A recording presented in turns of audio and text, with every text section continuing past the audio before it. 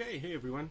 So one of the things that I found in SharePoint in Office 365 is that when tasks are being assigned from a workflow, there's really no real good security around it. So basically, if a task is assigned to a user, they can let somebody else know. That other user can go to that task and actually respond to that task. So think of this as kind of like a poor man's delegation, right?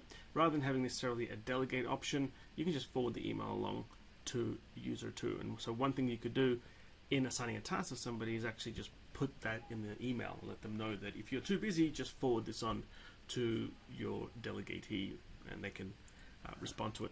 So here's my workflow in Nintex Workflow for Office 365, and I'm assigning a task to a user called Vadim T.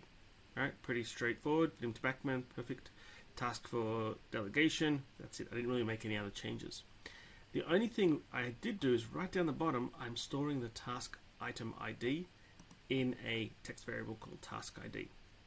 Alright, now just for you guys to know, I thought this was going to be an actual ID, like a list item ID, which is just a number, but it's actually a GUID, so it's a little bit different.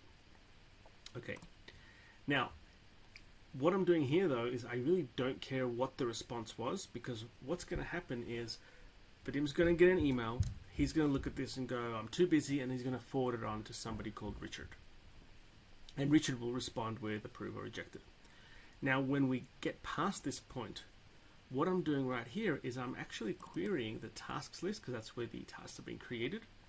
And I'm saying, look at the task list and look for items where the GUID is equal to my task ID, right? So there is an actual ID in there, that's the number, but we want to look at the GUID.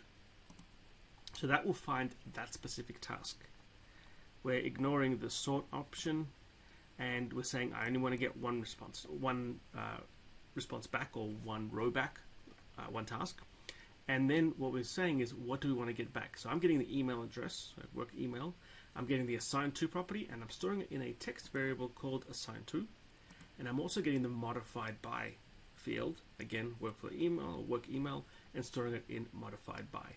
That's it for this action, right? So find the task and get me the assigned to and the modified by fields. Then what I'm doing is I want to check if the assigned to is not equal to the modified by, which basically means I assigned a task to Vadim, but somebody else responded to it, right? So in this case, it's going to be Richard. So these are going to be different. And if they are different, what we're going to do is we're now going to use an update list item action. We're going to go again to the task list. We're going to look for an item with that GUID, that task ID, and we're going to update the assigned to field using the modified by. Now you're probably wondering, why am I doing this? Why am I going to all this trouble? So let's actually go to my list here called Delegation, and I'm going to look at a couple of my items here. So let's go here. We'll look at this one. And we'll go to the workflow history. And what you'll see is, even though I assigned a task, there's my workflow, it's complete, I assigned a task to Vadim, Richard was the one that logged in and responded to it. Right, so you can see here, there's my task ID, that's a GUID. I logged, this was the assigned to, and this was the modified by. But when you look up here and the task is completed, right, you'll actually find that the assigned to property still says Vadim. So when you look at the workflow history, it's not quite the right audit that you would want, right? Not the right audit log. So what you want to do is you want to see that assigned to was actually assigned to Richard R. Now you won't always need to do that, because really, you might want to know that it was originally assigned to Vadim, but this is a nice way for you to actually see, because in here you can't actually see the modified by property. If you go to the task list, you will be able to see. You'll see assigned to as Vadim, make the modified by property visible, and you'll see Richard R on there.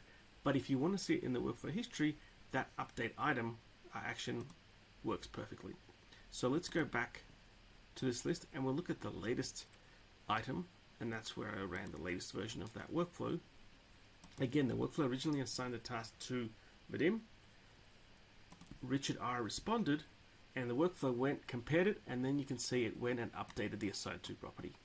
Right, so you can see there, original assignee and who was actually responded to. So we went and actually updated that assigned to. That means you can now go back to this workflow history and actually see through all the tasks that were created who was the actual person that responded to that particular task.